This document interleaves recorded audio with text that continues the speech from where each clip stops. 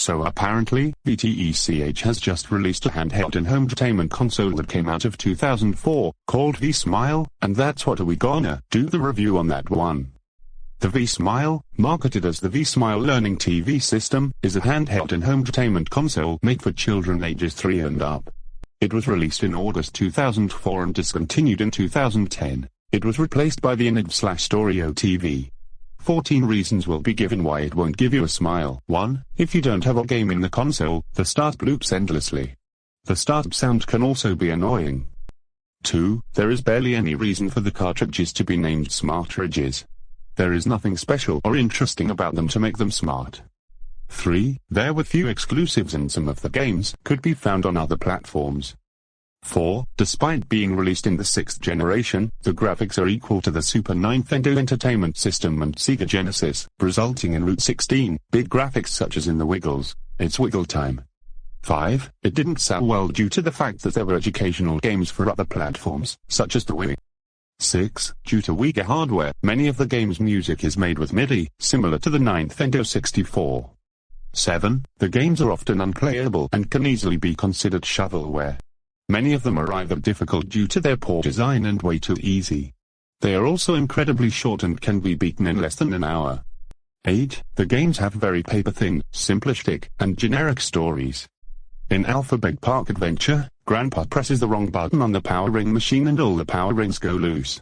The kids must then get them back as Alphabet Park will shut down without them. In Dora the Explorer, Dora's Fix-It Adventure, Dora and Boots go on a journey to find all the missing pieces of Tico's air car boatmobile. Wow Wow Wubs The Attack of the 50-Foot Fleagle has the exact same story as the episode of the show it's based on with no differences whatsoever. In Go Diego Go Save the Animal Families, Diego must bring some animals back to their families after a storm separates them. In Winnie the Pooh, The Honey Hunt, Pooh wants to organize a party for his friends but needs to collect some honey for the party.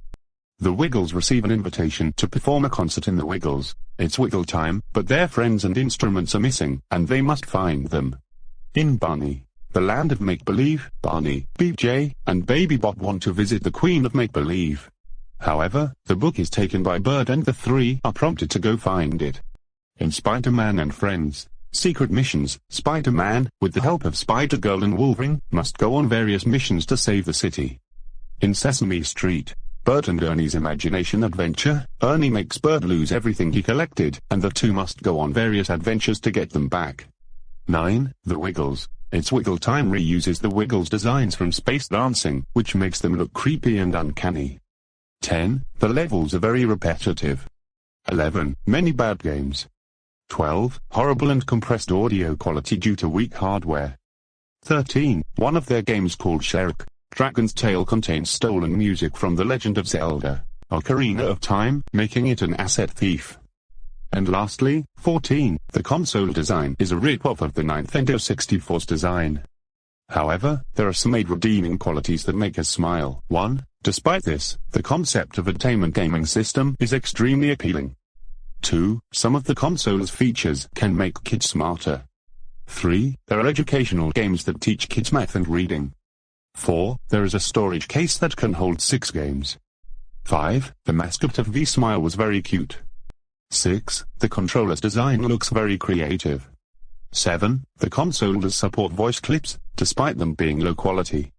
And lastly, 8. The cartridges have a spring-loaded plastic sleeve that protects the connectors from being damaged when they are not inserted into the console. Since most little kids don't take very good care of things, this was a good design choice. There are 5 models, which include the original V-Smile console that was released in 2004. A revision was released in 2007.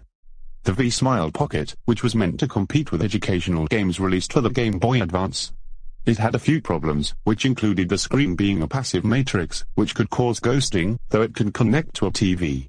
It was revised somewhere between 2007 and 2008, which replaced the analog knob with a D-pad. The V-Smile Motion, which has a better designed controller and witty-inspired motion controls. The V-Smile Cyber Pocket, which was meant to compete against educational games made for the Nintendo DS by including a digitizer below the screen. Aside from having the same screen as the V-Smile Pocket, both have the color buttons below the screen, instead of having them on the right side of the system. The V-Smile Baby, an infant-oriented edition of the console that was released in 2006, some of the 3-5 rated games were ported to the V-Smile Baby. And lastly, the V-Flash, marketed towards children over 5 years old. The console can output 3D graphics comparable to the original PlayStation. The games come in UMD-style discs. This page was shown on Phantom Riders: The 6 Bizarre Forgotten SpongeBob Games list in the 659 timestamp.